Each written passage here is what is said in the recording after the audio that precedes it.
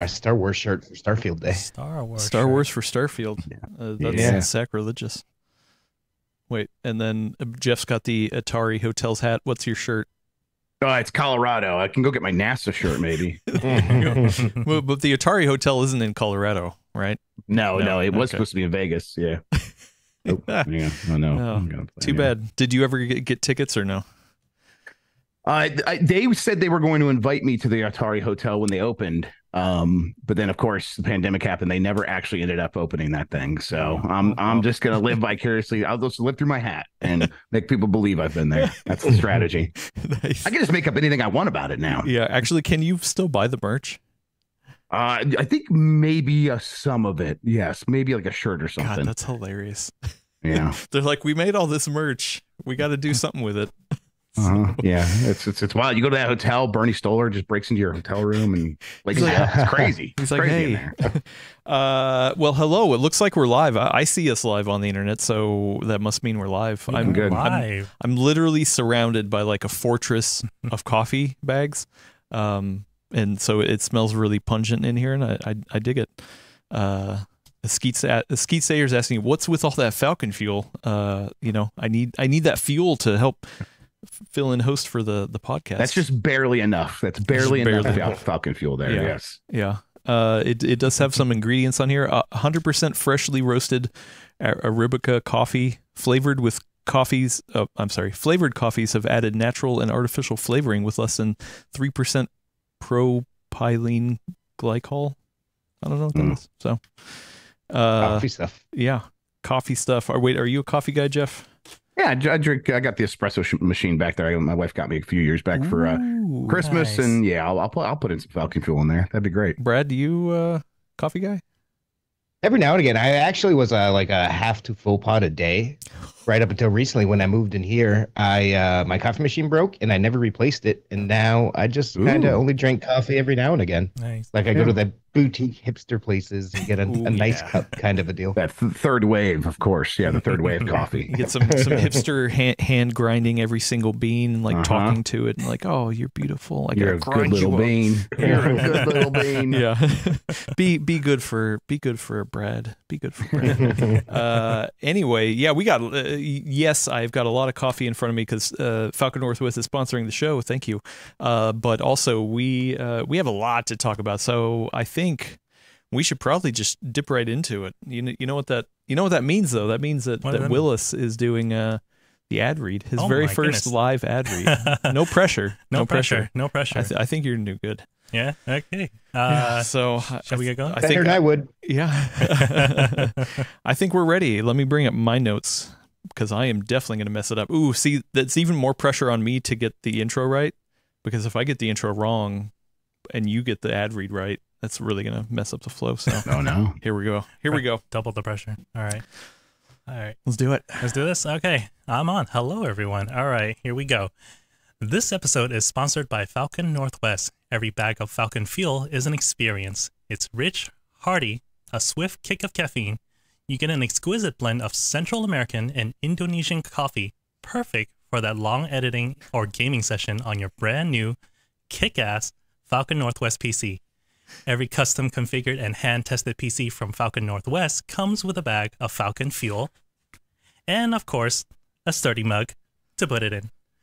There is no better pairing than this. Head over to Falcon Northwest website and grab yourself a bag of Falcon fuel alongside a killer PC. Back to you, Adam. In this episode of The Full Nerd, we talk about Radeon reviews, a new Cinebench, Starfield's launch, and Lenovo's Steam Deck.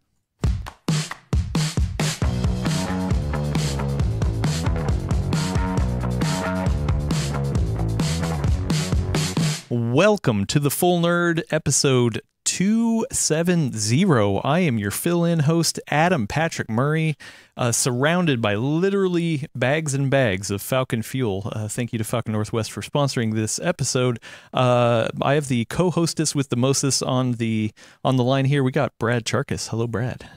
Hello, internet. Just drinking water like a schlub. And to prove that they are not the same person, I've invited Jeff Grubb from Giant Bomb to come on and be here at the same time as Brad. Hello, Jeff. That's right. Same room at the same time. We are separate entities. A wink.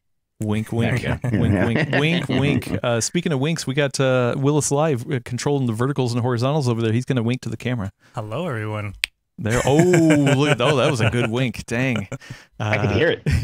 Yeah, even for the audio listeners, that was a damn good wink. Thank you.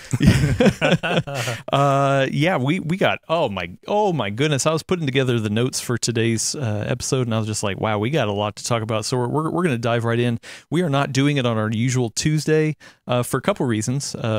We moved it to Wednesday because we had a couple embargoes, obviously, for the new Radeons, and then to get Jeff Grubb Wednesday afternoon, kind of, or I guess it's afternoon for me.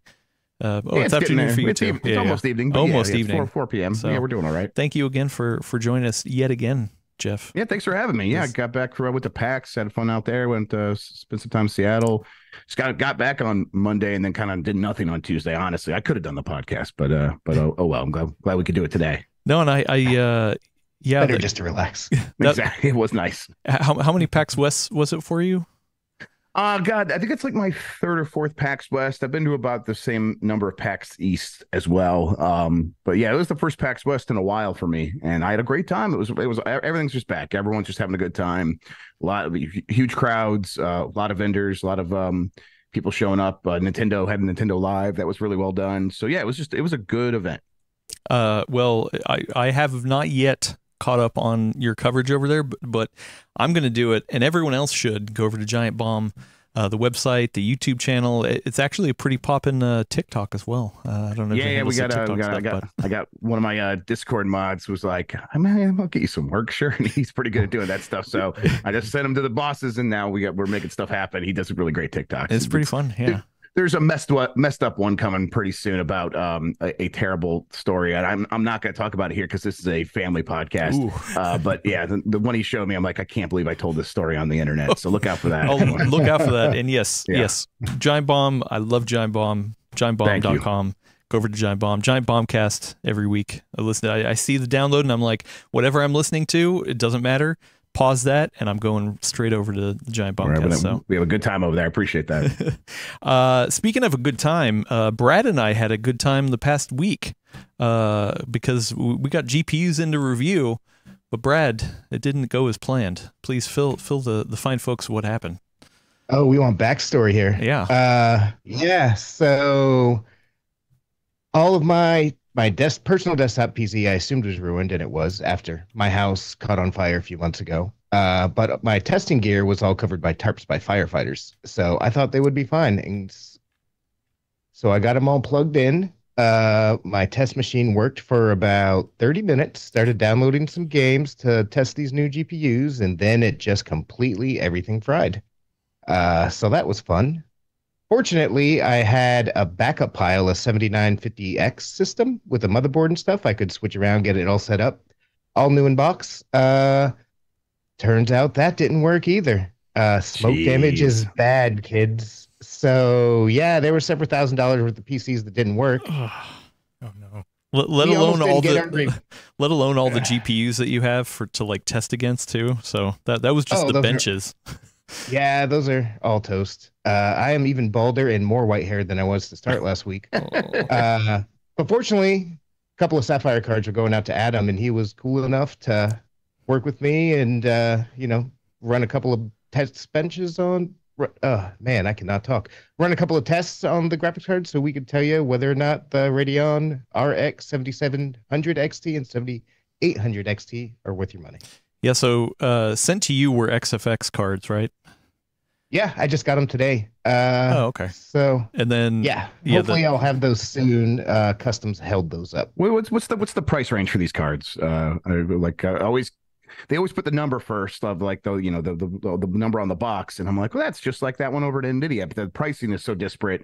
Like, what are these ones competing against? The 7700 XT is $450 baseline. The 7800 XT is $500. So technically the 7700 XT is competing against the 4060 Ti 8 GB and 16 GB both.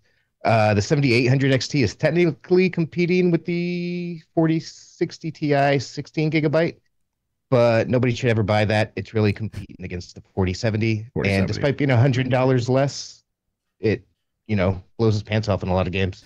So I had two specific Sapphire versions because, XFX was going to send to Brad for a review. The Sapphire versions were going to come to me for a video. I had to turn on a dime and do some benches for Gordon's written review. Go over to PCWorld.com. There's a review on there. And yeah, I was glad to help out with benchmarks. Brad, it was great. We're a team. So there was two versions. This is the Sapphire. What is it? Pure RX 7700 XT. So this has a $20 premium. So this is $470. And it's all white. Pure is their new line. I didn't. Right? Is it's a brand new line introduced with these GPUs. They're going to be rolling out retroactively to some of the others, 7600 and stuff. But the idea is for kitted out white builds. We're pretty. And then this was the RX, the Sapphire Nitro Plus RX 7800 XT. And this is a $50 premium. So this is actually $550. So $50 premium on the MSRP, but you reviewed the 7900 XTX of the Nitro Plus, correct? Yes, and that is totally worth the $50 premium to me.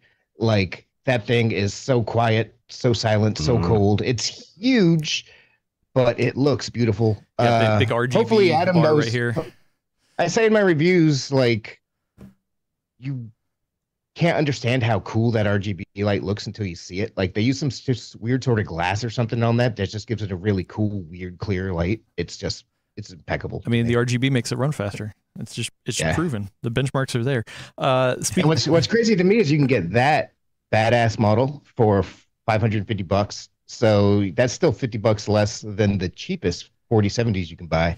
Well, and it's also faster. Yeah, and so this is what I had on hand to test it against. This is the Asus GeForce RTX 4070 Dual. I think that it's just dual. So this was the cheapest 4070 that I had gotten my hands on. I don't have a Founders to test it against, so I'd use this to test it against. There anymore. And yeah, I guess long story short, if you want to show the benchmarks, Willis, it was surprising in my test rig. So the thing that I tested on was a 7800 X3D.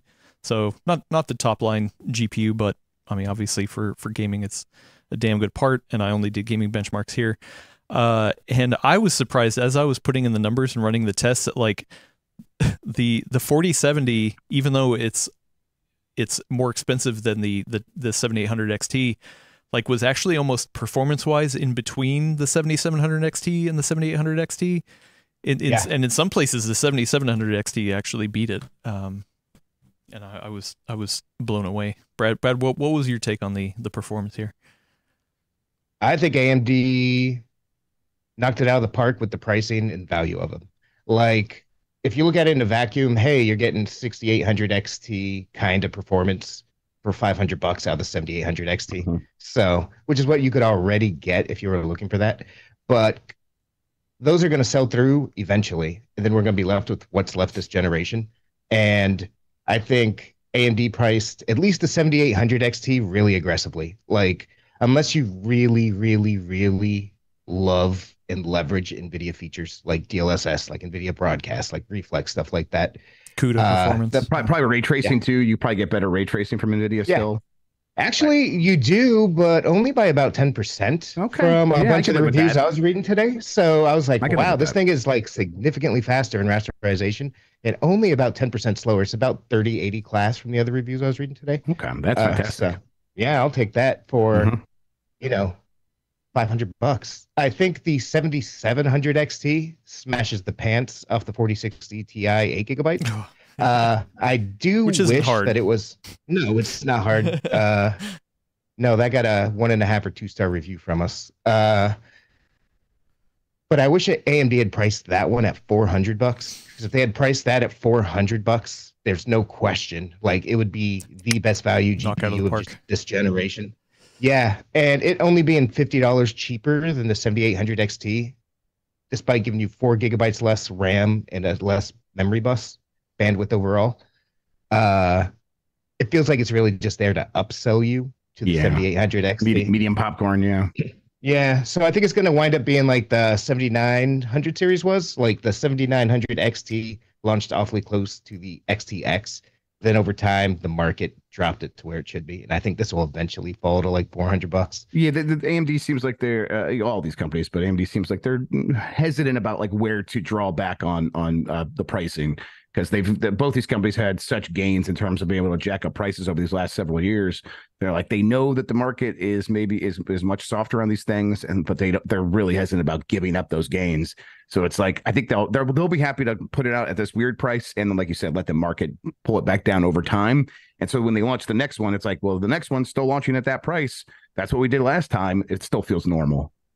Yeah, and actually, I feel like AMD is a little bit, I guess, quote unquote, greedy with it this time around. Like if you look at the 4060 Ti, it's a 3060 Ti with DLSS 3. You don't get anything extra, at least with these AMD parts. Yeah, the 7800 XT is basically a 6800 XT with better ray tracing at $500, but that's still, $150 cheaper than it was when it came out last time. Yeah. And the 7700 XT is much better than the 7700. The 6700 XT was. Geez, we need new names for these things. So AMD at least is still, even though the names are kind of weird with these two cards, they're still giving you price to performance advancement that you're not necessarily seeing on the mainstream parts on NVIDIA's side. Yeah, and I wish I could have run more benchmarks. I didn't have time. The whole setup was not there. But yeah, it was Labor Day weekend. It is long weekend. So yeah, I mean, I would have liked to include the 4060 Ti, a 6800 XT.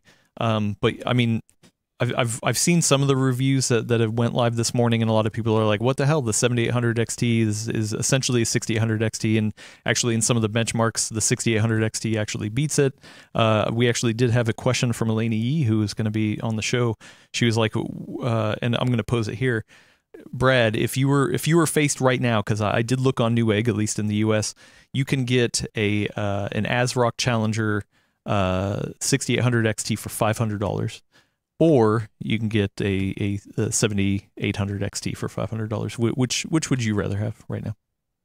I would always rather buy the new part. Like if it's the exact same price, which it is right now, you can get some 6800 XTs for more than 7800 XTs right now. If the 6800 XTs start to drop down to $450-$400, then they become a lot more enticing, I think. Yeah, I do wonder how much more they're going to drop versus like how much stock is left. Because at some point the stock's going to dry up. Grub, which would you rather take? I tend to, honestly, I'm informed by listening to this podcast, but I was like, having that updated warranty and having the sure thing on support for a longer period of time. I tend to go with the newer one, but $100 is a lot at these days at that price range of, that's like 20% of the cost of this card, or 25%. In that situation, it's hard to say no to the lower price. So if I'm like actually looking at it on the shelf and I'm trying to build a whole PC, I probably do end up going with the 6800. Yeah. Well, and it depends. It depends your region. There's some people in the chat saying, Skeet Sayer, friend of the show, saying, hey, this where they are, they don't say what country they're in, but the 6800 XT is more expensive than the 7800 XT. Yeah, so your mileage is going to vary big time on this stuff. Yes. So that's why, like, I don't feel like it's predicated too much on the review of these new cards, because it's like, okay, well, the 6800 XT, who knows? I mean, price is still kind of in flux. Who knows how much inventory is going to be there? Not quite sure. So, I mean, yes, sure, maybe if you get a good smoking deal on it, consider it. But for the at least the next 6 to 12 months, this is what we have, and I doubt the 6800 XT is going to be around for that long. So, yeah, agreed. I'm glad these cards came out though, because we've really been hurting for 1440p options this generation. Really, for modern graphics cards, pardon me, we have the 4070, which is good, efficient. It's a good graphics card with a too high price. $600. That's what you have to do to get into modern generation 1440p gaming before this. Because if you drop down to the 4060 Ti, NVIDIA tried saying, yeah, you can play some of this on 1440p, and you definitely can. I've run benchmarks. But between the 8 gigabytes of memory and the like 128-bit memory bus, like that's built for 1080p. So if you spend $400 on that, you're a sucker. If you spend $500 on a 16 gigabyte version, if you're playing at 1440p, you're a sucker. So we didn't have any 1440p options. So even though I don't love the 7700 XT's price, I really like that both of these cards exist. I really like that they both smash their NVIDIA competition in terms of value and frame rates. Yep. So AMD might have taken a long time to put these in the market, but I'm glad that they did, because if they put them out a year ago, I think these would have been $650 cards. Oh yeah, I agree with that. Bucks. Yes, definitely. I think that like they had time to like really look around and recognize the situation and be like, okay, we need to retreat back to our core, and that's, you know, them coming in with the value option. Yep. So, but there's still a big gap between the 7800 XT and the 7900 XT. Huge. Yep. Huge gap. I know there's that GRE model that was China only, right? But that's not anything necessarily official, and that's going to hit the US. I mean, yeah, you can get it in a couple system integrators in Europe and stuff, but it's not stateside. And even in Europe, it's only for system integrators. Yeah, so like, so numbering wise, I mean, assuming that they could fill in that spot, like, what are they going to do? A 7800 XTX? I mean, that's about their only option. I guess they could do a 7900 non-XT. They could do that. They probably, what they do is they just try to like, anytime someone asks that question, like, oh, really? That's interesting. And then they just kind of avert their eyes until next generation. And then the next time around, they maybe have a more sane pricing structure. Again, I don't think they want to give up too much. Like they'll do it here and there. But like they're not doing it with both these cards, not really. I mean, like you said, Brad, they could have lowered the price of the lower spec one here a little bit more to make it make even more sense. But I think they're like, oh God, we worked so hard for so many years to get people used to these higher prices. They would rather have this big awkward gap in their pricing lineup right now than actually officially lower the price on the 7900s, I think. Yeah, I think there's still kind of knock-on effects of the pandemic and all the supply chain things too, and crypto, because I think I said this back when it first came out. I think the 7900 XT was originally supposed to be the 7800 XT, and then if that slips in at $800, the rest of these could slip in at reasonable, sane prices. So it's just, you know, marketing stuff. Yeah, it almost feels like the 7800 XT could have come out at the 4070 price, like $100 more, but they were like, oh man, you know what, we really need to at least have one card in there that just really, you know, is going to be the the value performance kind of card. So that's how I feel. But I think if you're looking for a 1440p graphics card, either you're upgrading from a couple generations out or you're building a new PC, like these would basically be the options. Like I would wholeheartedly recommend these over NVIDIA competition. What's the like creator stuff these days? AV1 is in these, I'm sure. How's it compared to NVIDIA Encoder and all these things? AMD's kind of caught up on most of that stuff by now, right? Yeah, they're all good at AV1 encoding. Intel as well. Yes, that's right. AMD, we had Adam Taylor, Epos Fox, actually run an article for us. Oh, really? And Fantastic. he thinks, it was many months ago, though, when the other ones came out. And he actually says that, I agree with him, just poking around at him, that AMD's built-in streaming solution is actually better than Shadowplay these days in terms of functionality, overall quality and stuff. A lot of people sleep on it. They shouldn't be. So, you know, give it a shot. Okay. Yeah, I mean, the only place where NVIDIA has or not the only place, one of the major places, at least for me as a video professional, is CUDA Performance. AMD does have this thing that is being worked on called ROCm that helps that translation layer or something like that. I need to learn more about that because I'm curious. But yeah, I mean, for me personally, when I do work, I pretty much always use NVIDIA GPUs. Yeah, exporting in Premiere is going to save you a significant amount of time. Yeah. Yeah. So I actually do want to try some content creation stuff on this that was going to be my video if I hadn't done the gaming benchmark stuff that Brad couldn't do. so I do plan on checking that out because I do wonder at this level. I mean, if you're getting in with some sort of like Ryzen 5 or Core i5, and then like around a $400 to $500 GPU, like what kind of gaming / content creation like can you do? I think what's your one PC streaming setup look like in that situation? And it probably works fine, but yeah. And in the reviewer guide, so I actually I have a call set up with Adam to help me through some of the stuff, because in the reviewer guide they did talk about some advancements. They worked with OBS to get some better encoding performance with these new GPUs. Oh, cool. I was going to do a call with Adam to kind of walk through some of that stuff because it was a little above my head. But yeah, I mean, it's something they're working on. They were also showing when they first showed us this stuff, or when they first talked about the stuff at Gamescom, they were showing the Stable Diffusion performance as well with, oh God, what flavor was it? Oh crap. It was oh no, crap. I can't remember. It was a specific version of Stable Diffusion that they were running that had enhancements for the new GPUs, and it was like, it just worked really good for local rendering stuff. So, I mean, it's getting there. I mean, they have the features too, the noise cancellation, things like that. So, I think it's just not as ingrained in everybody's mind as like the marketing's GeForce, not quite there. Right? Yeah. So, but Shark. Yeah, there we go. Oh no, not AI, Shark. Yeah. Thank you. Okay. Chat. But I would say that if you're just a streamer, like if you're playing games, 1440p games, you want to stream your things, like AMD be just fine for it. Yep. But if you are a more hardcore video editor, like Adam is, like NVIDIA is still the way you want to go in general. Right. Makes sense. But yeah, no. I obviously didn't test any of that, but that's rule of thumb. Sure. Yeah, a quick side note, and I had seen some people say this. I was surprised at this price point. I mean, because these two Sapphire cards had a little bit of a premium over the entry level MSRP, but these feel like, I mean, these are substantial cards. Like, I mean, you've got the triple fan on here, like it's got metal and plastic. The all white, like it actually matches really well between the metal really and nice. plastic, and yeah, it has a little bit of a premium over it.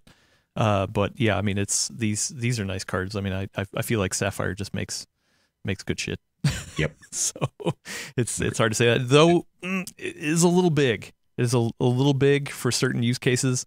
But what card isn't these days? I know, it just right? Feels like that's what they're all going. I know. I was surprised I was able to get this 4070, but this is just a twin blower, and it was actually a little bit warmer than the other two GPUs, even though it did use less power draw. So it's interesting. Yeah. So anything else for these reviews, Brad? You wanted to throw in before we move on? We did get to test them, but I suppose it's worth mentioning that today's driver that unlocks support for these also unlocks the HyperRX feature. So the game boosting performance one, that's one where really the proof will be in the pudding. We got to see how the image quality does. I unfortunately haven't had time to test that, but you can yourself, regardless of whether or not you have one of these new cards. It should be available for all Radeon graphics cards. So download the new drivers, give it a shot. And later this month, FSR 3 is coming out. So actually, yeah, well, two things. Yeah, FSR 3, did not get a chance to mess around with that. Number two, Brad, I had to double check this. HyperRX is only available on RX 7000. Really? It is. I had to double check it in the thing, and I'm not quite sure why exactly.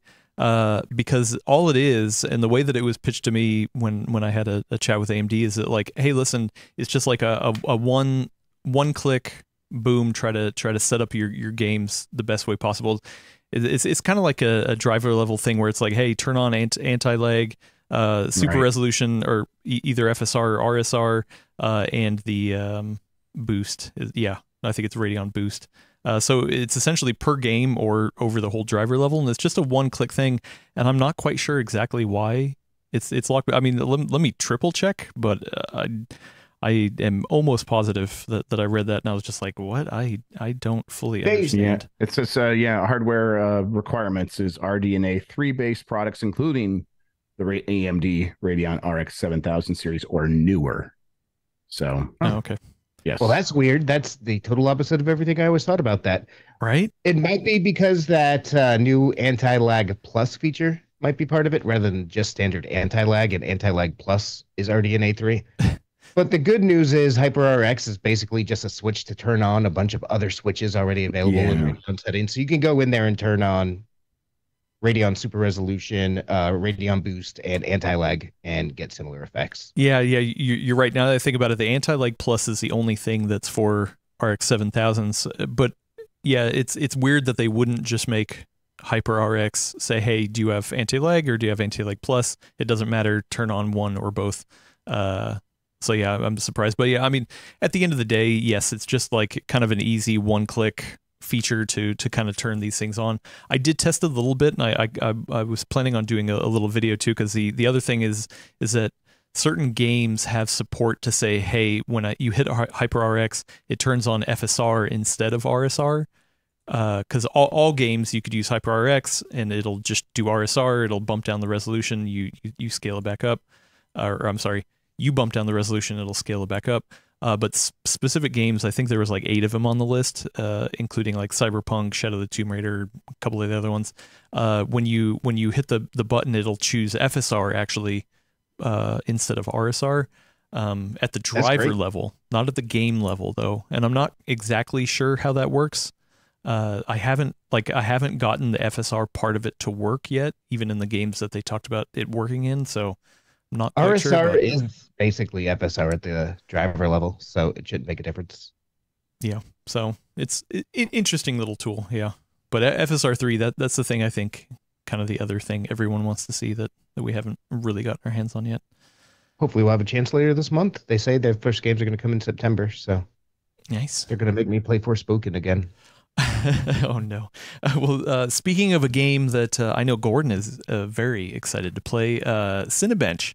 The new Cinebench is actually here. I'm surprised. I haven't seen a lot of people talk about it. They shared it a little bit on Discord. What are you talking about? I can't go anywhere without overhearing kids talking about the new. Oh, I know. They should. in our circles, they should be. Hey, you got that new Cinebench? You got that? Yeah. Yeah. So this one kind of came out of nowhere. I'm usually not kind of clued in on this, but I had been able to reach out a little bit ahead of time, and with Gordon's help, we were kind of messing around with it and looking at it. I like installed it on a bunch of laptops and hardware and just playing around with it. So Cinebench, it's there's no R anymore. And I was gonna say, which R is it now? No R, and now it's just tied to the year. So Cinebench 2024. Okay. So that's the first big thing, is that there's no R. Look at that. That's progress. R. Yeah. But really, the bigger thing is that it adds one of them.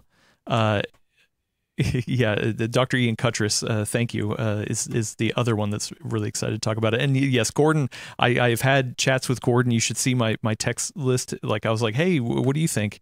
And he just like over a dozen little text bubbles, just giving me his thoughts on stuff. So a couple quick things. We don't have to spend a ton of time on it because I know it's real high level and only really for reviewers, but I love using Cinebench. It's fun. It's fun. So the first thing is that it adds a GPU option as well. So when you load it up, there's a GPU, and then there's the 2 CPU options like usual, single core and multi-core.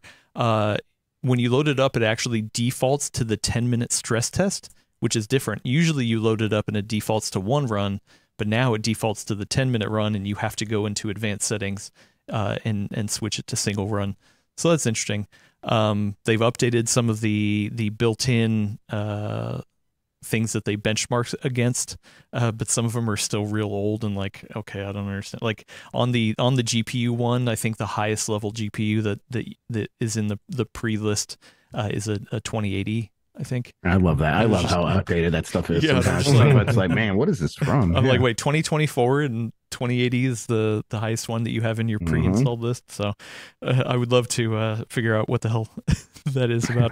But then the biggest one, and this is the one that kind of Gordon and I was going back and forth on. Let me actually bring up some of its text messages. I'm not going to leak anything out here. But he says it's obviously a big change from standard CPU-based rendering. So usually, especially video nerds like us, are like, hey, you know what? CPU based rendering is going to be the most accurate.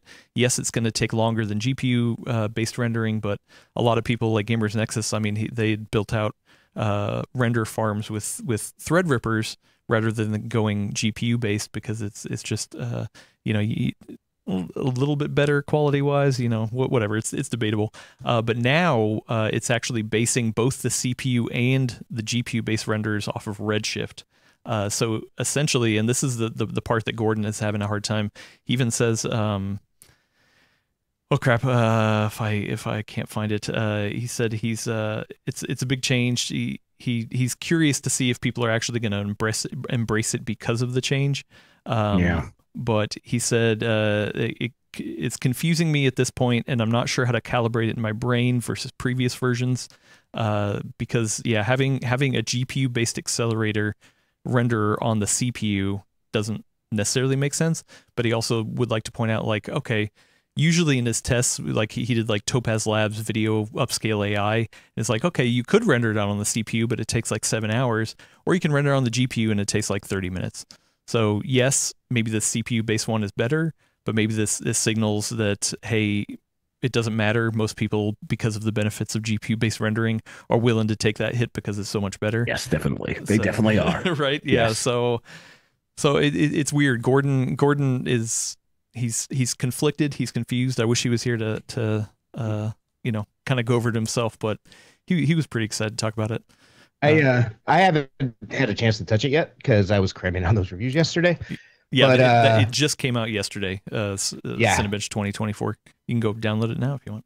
But from when I was reading the leaderboards or score system, however you want to call it, in that they treat all hardware the same. So there's not like separate leaderboards for CPUs and GPUs. It spits out a score based on how well it rendered, regardless of the type, which I find really interesting. Yeah. Also, especially when you do the GPU based one, next to the thing, it says, if you're on Apple M1, it'll say Metal. If you're on a NVIDIA card, it'll say I think it said CUDA, I think, and then on the AMD card that they had on there, it said Hits, which HIP, right? Yes. Yeah. You know what I mean? So it's actually 3 different. Because I was talking about this with Gordon too, and I was like, well, that doesn't seem fair. But then he's like, well, yeah, but why wouldn't you use the accelerated thing on the platform that it's supported on? So, yeah, it's weird. It's interesting. It's interesting. I'm curious to see how the scores work out as far as NVIDIA versus AMD, just at a nerd tech battle level. Yeah. Because up until recently, Redshift only supported NVIDIA graphics cards up until earlier this year.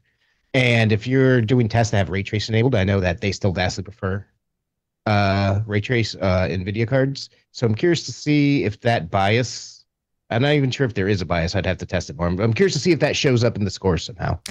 But I like the idea of them working this in, because people always say, hey, you know, you're just running Cinebench. Nobody's actually out there running Cinebench in the world, even though it's based on Redshift and Maxon 4D and everything.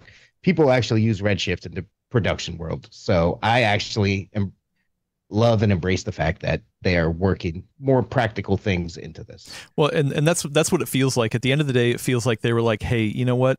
Why are we limiting it just to CPU? Because we got all these people doing, you know, rendering stuff on GPUs, right? And we have none of that. So like, it's like, hey, you know what? Whatever your workload is, if you used Redshift, then you're gonna kind of plug it in and be like, okay, well, should you do it on CPU or should you on GPU? Oh, you know what? GPU's quicker. Why not just use it there? So yeah, like I'm not quite sure, and Gordon isn't quite sure either, like how it's gonna play out in the future of like CPU reviews.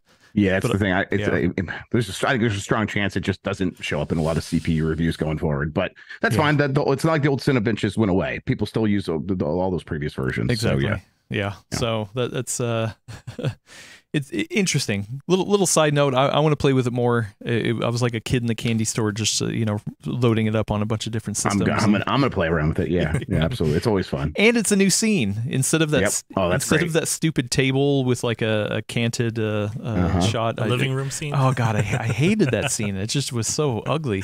But now it's a little nicer. But one of the other bummer too is that it used to show a little block fill up per core. So it's like, oh, if you have a lot Yeah, of cores, I you're love going to that. see all those. No more. It's like an ASMR. Yeah, no more. No matter what, it's always just two little squares, and it doesn't fill up anymore. It's just a square, and then Flashes when it's done. then it flashes when it's done. So it's not as interesting, I guess, to watch, unfortunately. So I don't know. And Dr. Ian Cuttress would like me to point out, it does have a cool startup animation where these like umbrellas drop. Okay, so that's cool. That's something. This is kind of a dry conversation, I'm sure, but hopefully it kind of shows to people who are listening to like the amount of thought that we put into using benchmarks. Like we wouldn't just because there's a new version of Cinebench out doesn't mean we'll run it. We have to test it and make sure it actually works. I was talking about this with Adam a bit because he had never tested graphics cards before, and I was explaining to him, yeah, I run this, but then I also use these tools to validate that and all this and all that. The reason our game benchmarks tend to be older is because I do a lot of validation to make sure a lot of that stuff actually does what it says. So. What was that process like for you, Adam? Was it like getting a lot of scripts from Brad and stuff like that, or you do? Yeah. Listen, I did the same way. I was just sitting over those computers for a whole weekend, and for some, it always is a holiday weekend, isn't it, Brad? When these goddamn every time GPUs come out, every Christ. time. So it's like, man, I remember a couple of July 4ths where that happened. It's funny, and Brad, I know you can speak to this too, but Gordon, who I've mostly learned benchmarking from, he's very much I want to put my hands on it. I want to be the one to click it. I don't want any scripts to break or anything like that. Like he's a sort, he's like the barista at the hipster coffee shop taking each little bean. He's like, oh, I want to third way to CPU reviews. Yeah. Hand fresh benchmarks, no scripting. That's kind of how he does. Brad, I know you're in the same boat, but why? I am, especially for graphics card. I think it's very vital because there are cases where software cheats or hardware cheats, and like we see it with VRAM capacity. Sometimes, because there's a big deal, is 8 gigabytes enough? You'll see some of them you'll get perfectly fine FPS scores, but if you're actually playing the game and watching the game, you'll see that's because they secretly degraded textures, so you can see the difference, and that's how they keep the performance up. So it's really worthwhile to be in there, paying attention to each run that happens, making sure everything's operating the way it should be. Yeah. So, and I have done some testing before, helping out our other video freelancer, Keith, where I was testing some GPUs on my end for a video that he was doing. So I've done some of it before, but yeah, it's definitely like a formal process of we got the pre-release driver, running DDU, configuring the test bench, making sure everything is running the same across all the GPUs and things like that. So, I mean, if anything, it's just a lot of like double checking, be like, okay, did I run that right? Okay. And then putting numbers in a spreadsheet. And honestly, that's my worst part. I hate putting the numbers in the spreadsheet and configuring Excel. Like I hate Excel. Excel is the worst game in the world for me. So like that. And then luckily Brad took the information and went and write, because I'm not a great writer. So that's the other hard part for me, is being like, okay, well now I got all the information, but now I have to write it. Ugh. I'm just gonna make a video. Sell yourself short, sir. But no, it was fun. I obviously want to get more into benchmarking and testing and stuff like that. So there's other plans to go on. This just ended up happening to be a fun little side thing for the trial by fire. Yep. Yeah. Yeah. No, on a holiday weekend. Yeah. Like always. And luckily we got a good team. Brad was able to help me, even though it was late at night for him and he was dealing with other stuff. So. Teamwork makes the dream work, baby. Yeah. Speaking of scripting and automation and making sure things are running smoothly. If you want to get a PC, you want it to be running smooth, right? Smooth? Yeah. Oh, super, like not smooth 30. We're talking about like real smooth, like infinite smooth. And you know what? Sometimes you want to buy from a company that's going to have a PC that you know is just going to be stable, awesome, kick-ass, awesome performance, and that's Falcon Northwest. Which, I mean, if you like coffee, then each system comes with a bag of Falcon fuel. Even if you don't like coffee, you should still look into Falcon Northwest systems. One of the biggest things that I enjoy about getting a Falcon Northwest system is getting the folder, and inside the folder you've got like all the specs of the system that they send, but then they have the initials of the people who configured it, all the things that they did for like testing and making sure everything's running, and then they run like burn-in tests. They write down and provide like the scores for the testing they do. So once you can get it, you can run the score and make sure nothing got hurt in translation. So super cool, fun stuff. And you know, like every time one of them has come in for us to check out over the years, it's like, oh, this is a cool experience. They send the extra box and everything that a normal person would get if they bought from Falcon Northwest, and the coffee and a mug. Yeah, so fun. So thank you to Falcon Northwest for sponsoring the episode. I know I got a little serious there, but you know, it's fun stuff. You can go over to their website, check out the configurator tool. I mean, there's a lot of cool stuff. This is the first time that I had seen the new frag box. There's a PNY 4090 in here. And you know what? I can just carry it around like a like a GameCube, yeah. Just like, oh yeah, there you go. Yeah. Even better than the GameCube handle because it's on the top. Why'd they put the handle on the back of the GameCube? That doesn't make any sense. Falcon Northwest has it right. The handle on the top. There you go. That's where you need it. But anyway, yeah. Thanks again to Falcon Northwest for sponsoring this episode. They do sick custom paint jobs too. If you follow their Twitter handle, they usually do Reader Spotlight on Friday or whatever, and you can get custom art done on there from artists, and they look amazing. Speaking of which, they actually had a kitted out Starfield one. I don't know if it was for the Tiki, and boy, that one was pretty nice. Yeah. Speaking of Starfield's here. Have you heard about it, Jeff Grubb? Have you heard about this game? Have you heard about it? Okay. If in case you haven't heard about it, it's the new big game from Bethesda. Think Skyrim. The one in set in space. Andromeda, right? Oh yeah, exactly. This is the next version of Mass Effect. Actually, that would be weird if all of a sudden Mass Effect 5 was this game. Not quite the same. Anyway, we can talk about the game itself in a minute, but I do want to go over some of the launch things that are going on hardware release wise. Brad, I heard you couldn't play Starfield on an ARC GPU. That's a bummer. You couldn't the day that it launched in early access. That's 100% correct. And that 100% is a bummer. And that's the kind of thing that might make people reconsider buying Intel graphics cards in the futures. But the good news is they got it up and running within 3 days. So long before the proper release. Yeah. And the good news is, well, I guess they were honoring refunds for people with Intel, right? Kind of across the board for that. So if you were hesitant about that, you could have got your money back and then just bought it when it did work. And it's not a great solution, but it's better than the alternative there. Did they? It's really weird to me that happened because Intel's been really, really aggressive about day zero driver releases. And it makes me think that maybe Bethesda just didn't send them the code early. No. I heard AMD paid them off to say, hey, you know what? Why don't you break on Intel cards?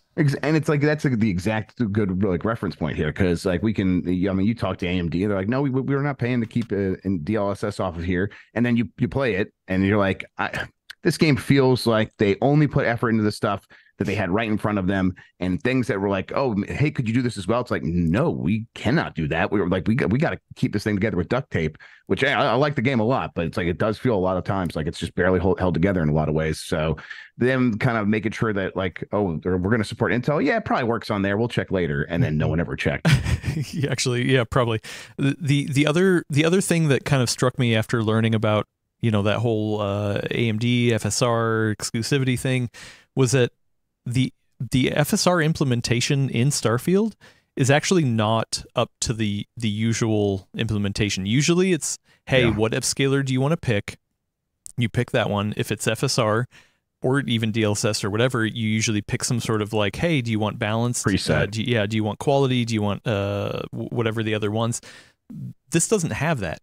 So like if what they're saying that AMD came in here and threw a ton of money and said, hey, you know what, put FSR in there, make sure it's awesome, and keep everyone else out. I feel like the FSR implementation would have been even more rock solid to say, hey, you know what, have all the stuff that people think of FSR, you know, the quality options and things like that. And it was not there. It's kind of weird. Brad, have you poked around in the menus? I still don't have a functioning desktop, so I've been playing it on Xbox last night. So no. Oh no! But the good news is, because I'm playing it on Xbox Game Pass, the second I do have a working PC, I can hop right back over there. That's the reason I'm playing it that way. All right, we'll forget it. But yeah, I think that's something that people need to don't think about when they talk about, hey, look, this modder, because this week, like, modders did put out DLSS mods for Starfield already. Yes, modder can get that in there in, 2 days or whatever it is. But the time taking part of it would be quality assurance. Like, you got to go through and make sure that works all the way through the game when you start adding upscalers and stuff like that. So it's not as simple as you would think. So, Bethesda games having that Bethesda jank when they come out, I'm not surprised that they don't have a full featured FSR implementation yet, because again, they would have to QA that as well. Right. What it feels like is, hey, this is the FSR implementation that we're using for the console. Because on the console, FSR, when it's there, you can't pick quality. It's in the levels. background. Yeah. So like this feels like, hey, you know what? Okay, this is what's on the console. All right, sure. Yeah, maybe we'll go in and add stuff later. But yeah. There was, so this did obviously bring up a huge round of talk about people being like, oh, look, well, this modder put DLSS in there like that. It was done. It was easy. It's just easy. And then my game started crashing when I started using it. And it's like, that's there because it's not QA'd. And it probably is pretty easy to just turn on DLSS. It is not necessarily easy to then ship a product you have to do customer support for afterward. And so, of course they want to avoid that. I'm not too surprised. It's a shame. That's not a great excuse. I want it in there. The game runs so much better when you have that frame generation stuff. It's incredible, actually. I was getting like 300 frames per second on some places. that was kind of rough before. But so you tried the mod? Yeah, I did. Yeah, I gave the guy $5 even. I even gave him money. Yeah. Oh, okay. And you had it crash on you. Yeah. It crashed on me once, and I'm like, this is my own fault. I'm using mods. But yeah, it's like when it is working, which is most of the time still, it is a huge difference. It is very, very nice to play it that way. DLSS is great, of course. Yeah. Okay, nice. So I don't know. I'm not a developer. I feel like we talk about this every damn time, but it's just like I hear some people say like, oh, it's just easy. They could have just done it like that. Or why didn't they do that? And then some people are like, no, actually, it does take a lot of implementation. So it's hard to wrap your head around what's going on in here. But looking at the game itself now that it is here, like obviously the PC implementation with all the sliders and things like that isn't like top notch either. Like there's some stuff in there that I'm like, okay, well that's interesting. When you pick a preset, like high or ultra, it automatically changes the rendering resolution if you have the upscaler on. So so actually over most of the weekend I actually did play Starfield on the 7700 XTX because I just wanted to see kind of what performance was going to be like on this card, and that the 7800 X3D was the CPU I paired it with. Anyway, so with the high preset, I noticed the rendering resolution like drop down to like, God, what was the rendering? 66% or something like that. Yeah, so I think Ultra's like 75%, and then so like 66%. It was weird because Ultra isn't just 100%. No. But I mean, if you have FSR on that makes sense. It makes sense. But the actual FSR implementation, I feel is different. I don't know. Anyway, but on high, I was able to get pretty much an average 60 on my 4K TV. But once again, that was using FSR. I was, it was one notch down to high, and so the rendering resolution was 50. But I mean, either way, like I had a good time on it. Just. And then the other thing, our friend Steve Burke over at Gamers Nexus, definitely go watch that video. He did benchmarks on CPUs. He listed he tested a whole bunch of different CPUs in Starfield, and the scaling was like actually really, I don't know the right word, but yeah, the more CPU power you can throw at this game, the more you're going to get from it. Yeah, it really does. It's a very heavy game, which is another word for CPU bound in a lot of ways. Like, yeah, it is. There's a lot going on in there, and it definitely it's surprisingly affected by your CPU.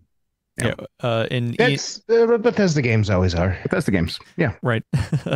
And side note, Davina in the chat's doing it right. Said picked up Titanfall 2 for $4 and just playing that. There we go. Can't go wrong with that. That's a game right there. Oh boy, hell yeah. Yes, it is. Dr. Ian Cutchers is running on his Broadwell system of the 2080 Ti. It sounds like, I think that's what Gordon has, or has Will X or something. I can't remember. So, yeah, no, I mean, I was surprised. Like it's. And then I was actually playing it. I first couldn't get it to run on my ROG Ally, but then I realized it didn't push the new driver version, so I had to go down and get the newest driver version for the Radeon right in there, and then I was able to get it. And so yeah, the game yells at you like, "Hey, your driver's out of date if you try to use the wrong one." Yeah, but it's like, what the hell? So yeah, I got the new one. I was able to put it on there, and it was at lowest settings. Excuse me, with FSR and kind of all that other stuff on. I feel like I'm somewhere in the 30s and 40s, but like I don't feel like it's like that graphically intensive of a game that I'm missing the bells and whistles. Like on the handheld, it actually, I would say about like a third of my playtime over the weekend was on the handheld, and I had fun with it. I'm gonna get that. I'm gonna get that set up tonight actually, because it's if I could turn off Armored Core. I've been playing a lot of Armored Core as well, and that's a very good game. If I could turn that off, then I'll get that installed on the Roger Ally. Yeah, the Roger, is that the? Yeah, we call it the Roger. The Roger parts. Ally. Yeah, okay. Yeah. I like it. They're like, it's not Raj, it's ROG. I'm like, well, I'm not saying that. The Roger Ally. Okay. Roger Ally. What's the vector, Victor? Yeah. So, and any other bugs? I know. Jeff, you've had this game for a bit, haven't you? Yeah, I've been about 30 hours into it, and then I had to go to Seattle for PAX. But I was playing a lot of it. I had some really kind of bad bugs. One caused my ship to disappear for a while, and that means it wasn't just like, oh, it's an invisible ship. It's like, no, you can't do space flight anymore. So I can't go do combat. I can't fly to these other ships and do commerce in space or anything like that. Can't dock with anything. It was basically I was soft locked in from a lot of stuff. Eventually, I fast traveled around enough, got into a system that had an asteroid belt, and the asteroid hit my ship. I heard a bang, and my ship flew in from the side of the screen like a 7,000 miles per hour. And I'm like, oh, okay, all right, and it worked after that. The way worse one was. It was not doing after a crucial story segment and it was this fork in the road where you go one place, you go the other. I went up to the place that's up in space and did it, and it's like, okay, now you got to go back to the other place. And going back to the other place, which was on the main planet at Alpha Centauri, they do a contraband scan on your ship. That was not happening, so I was not clear to land. So the main segment of the planet was grayed out for me, and I could not land there, and I had to go there to continue the main story. And this is right when the main story was getting good, so I was really bummed out. And all my auto saves were overwritten. I lost about 3 hours to save going back to my last manual save to fix that. So I've talked to a lot of people. Some people are like, yeah, mine has been completely bug free. I'm like, really bug free? Like nothing? Because I'm like, at the very least, I'm getting the familiar Bethesda jank, which has never really bothered me. It's a little bit more immersion breaking here when it's like this NASA space punk game, and it's like, oh yeah, that person's just kind of walking up in the middle, and while we're talking, that feels awkward and out of place. But I'm getting a lot of that. That doesn't bother me so much as the progression stuff, though. Yeah, I feel like everyone has their own definition of what a bug is, right? It's okay, is this is it a progression thing? I mean, yeah, for me, because technically, if I'm in a conversation and it locks in on that person's face, and then all of a sudden, like another character just like walks and stands in between, like, is that a bug? Right. I mean, I guess like some sort of scripting bug should have been able to tell it, like, hey, you know what? Don't stand in front of the person. Yeah, talking, that's jank. Yeah, that's jank. Yeah, so I don't know if that's a technical term. It's probably a technical term, right? Known jank. So yeah, so like, but for me, yeah, like the jankiness, I've seen it here and there, but nothing that crazy. And bug-wise, there was only one time where I had any sort of bug where it just wouldn't load into something. Like I had a place I was going on a planet. I was fast traveling from one spot on a planet to another, and like it just would get hung up and just like the game would hard lock and I'd have to close it and do it again. And instead I just went to a different spot on the planet than when I did there. And then it was fine. But like, you know, that wasn't like it didn't break anything. It was just like, huh, that's weird. This one spot like wouldn't load for some reason. Yep. But I mean, hey, I mean, I would consider that an achievement, right? Like, I feel like usually when like Fallout 4 came out, or you know, even 76, you know, Skyrim, usually it's just like, oh my god, it's just, this thing's a dumpster fire. It's surprising to me so many that people it's are not. having that experience of like mostly it's and it's this is not some like, oh, one person says that. A lot of people are like, no, yeah, I'm seeing anything. And I think it's so random. There's no way to like really understand why some people are having an experience and others aren't in terms of bugs. But it's like I went way off the beaten path at first and probably did just break some fundamental stuff, and it kind of dominoed from there. That's getting still not a great excuse, but overall, I'll say the game does seem like they spent an extra year on it, which they did in a lot of ways. So overall, I'm very happy with it. I'm enjoying it. I'm enjoying it more the more I play and the more I get into, especially into the main quest, where main quest starts off just go here, get a thing, come back, go here, get a thing, come back. And then as you start peeling back on like what is actually happening there is it's very intriguing. And it has some implications for you hear people talk about New Game Plus. If the game really gets started, New Game Plus, there's some implications like, oh, I think I understand what they mean by that. And that's cool. That plays into the story. So it has its hooks into me, and I want to keep playing. It's just it's a big game. It's very easy to get off that beaten path and start like just discovering stuff on your own, which I'm also enjoying doing that. Overall, I think it's a really well done game. There are a lot of 7 out of 10 moments when you're playing it where it's like, this just feels awkward and clunky compared to where I thought we would be with a space RPG at this point. You know, fast traveling and flying to planets and stuff like that. It just feels like, you know, they did the right thing in terms of making sure that it was a fast-paced game. I'm not sure if it's as immersive as I wanted it to be. But then I get into some of these quests and have a really memorable time. And it's like, okay, I see where they put their effort in here. And I think it was the right place to put the effort. Yeah, honestly, so I think I'm about 18 hours in. And I'm kind of feeling that same thing where like but I'm also going off and doing a bunch of side stuff. Like I haven't progressed a ton in the main story because I'm like, this doesn't feel like that interesting yet. So good to hear. Maybe it comes later, so I'll feel that. But I think the bigger thing for me is that like Skyrim and Fallout, me personally, I prefer Fallout versus Skyrim. I'm more of a post-apocalyptic guy than a D&D kind of guy personally. But space, you know, I love space. So I mean, I don't know what I was expecting, but I love that idea of just dropping into one of the other games and just being like, oh, well, look at that mountain range over there. I guess I'm just going to start walking towards that. Where this like it's just like, oh, pick a planet from the screen and fast travel. So I'm missing that, like, just hey, go and do stuff. And you kind of have to force yourself into it a little bit. I think is that's the weird thing. It's some of these planets are big enough, and the main planets especially, that you could treat them like this is just like if I just spend all my time here, I could walk around this place and which I have done some of that. Yeah. But there's not as much on each planet as like a you know, one of their other worlds. So that's definitely right. Yeah, it's weird. It's not like I was saying this earlier. It's hard to describe if I'm having a good time or not. And I know that sounds bad, but like it's just not. I'm like, oh man, I'm not like loving it. I'm just like, oh, this is fun.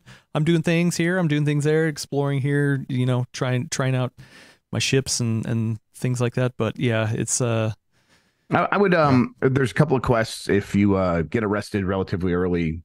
Go, or if you do something illegal, go get arrested. Fun stuff happens with that in the United Colony System. Go get arrested. This is not PC World, you know, official. Don't go get arrested. We're talking about it in the game. Do crimes, you know, giant bomb. That is our motto. Yeah, do crimes. Yeah. That's the fun part. But then also the main quest, actually, if you kind of do prioritize that, there's some fun stuff it unlocks in terms of gameplay. But then there is some. I do think it gets very interesting the further you get into it. Okay, because I keep messing around on the periphery. Brad, how excited are you for this game? I'm very excited. Jeff just mentioned Armored Core, and I haven't played that or Baldur's Gate 3 yet because I think I will get deeply sucked into both of those. And I want to wait to play Starfield. I want to play those after Starfield. Yeah, what a year! I'm a Bethesda guy. What a year for immersive, you know, RPGs. It's crazy. It's wild out there. It's great. Yeah, I love it. I'm gonna need to hurry up and take another vacation one of these days. But the first 30 minutes into Starfield, I gotta say again, I only have maybe an hour in. I'm just into the prologue, out in space doing stuff. The big dramatic Bethesda reveal of the outside world felt super disappointing to me because they nail it so hard in the other games in Fallout 3, Fallout 4, all those other games. I will say for that, there are more of those moments for you to come.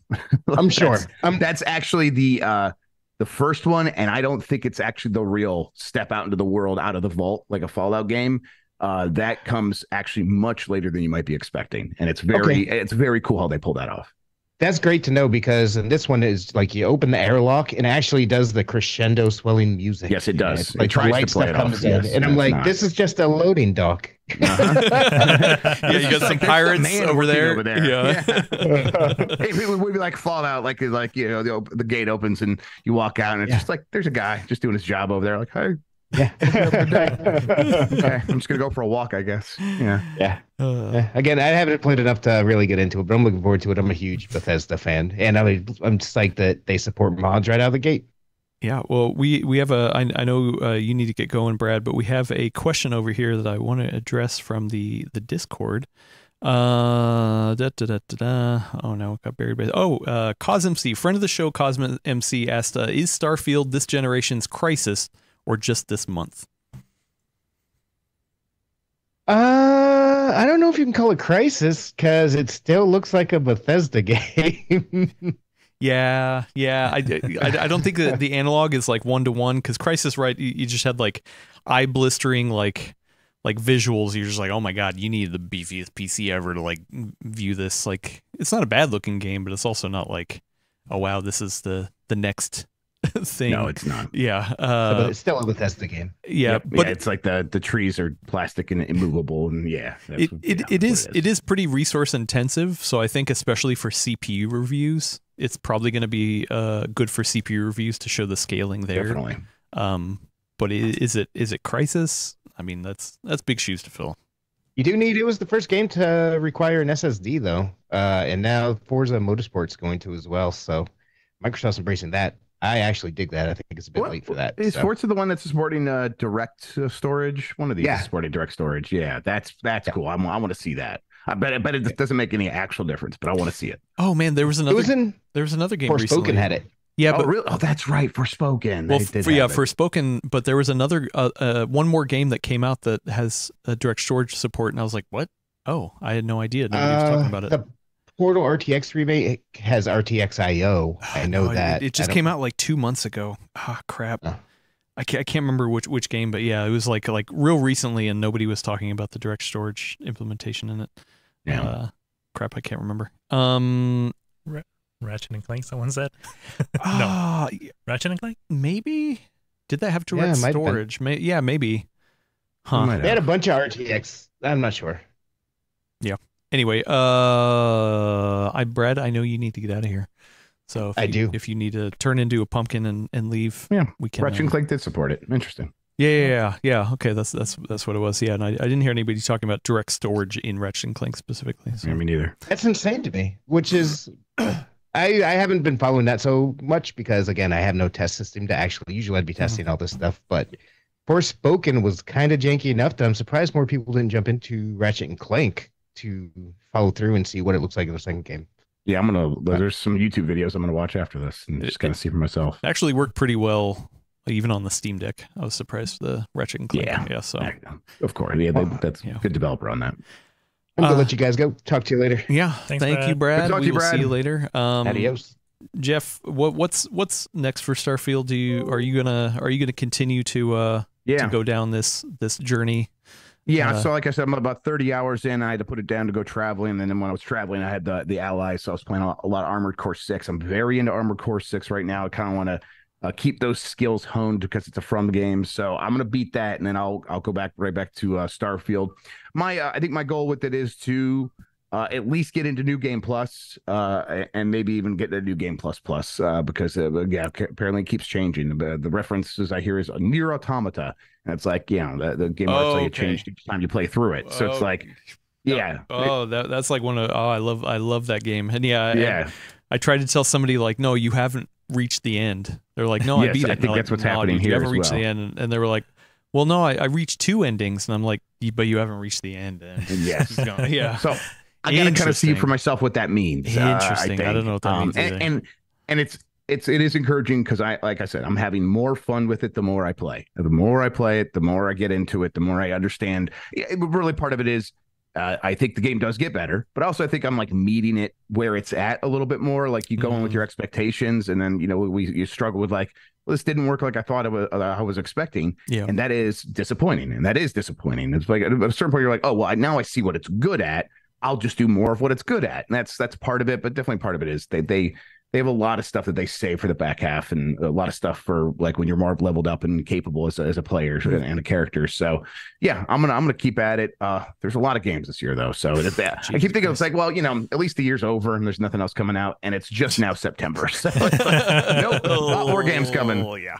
All right, so I'm gonna ask this. It's way too early to ask, but I'm gonna ask it anyway because that's what we do here. Do you think this Starfield is going to have a lasting impact like Skyrim? I mean, Skyrim has literally been like re-released on everything under the sun. The Echo Dot or the Alexa had the Alexa version. Yeah. So like, do you think this is going to be Skyrim level? Damn, this game lives on forever. No, but I don't think anything will be Skyrim level really ever again. Probably. It will be close, though. I do think that the support for mods, the community, they're already going hard. I think that there will be a lot of stuff like that keeps it going very strong. I think that this game will probably get some major updates and maybe improve some other stuff. They've already said they got DLC coming. I think it will be in that pantheon of Bethesda games that lives on for 10 years. I just the Skyrim 10 years was just so much, like it just keeps coming out. It keeps selling. It sold like 30 million copies over all these years. I don't know if Starfield necessarily does that. Yeah. Or last question, which you've played all the Fallout games, or at least the modern Fallout games? I played them all. Yes, the modern ones. I played. I haven't beat New Vegas. I know it's the one everyone loves the most. Oh.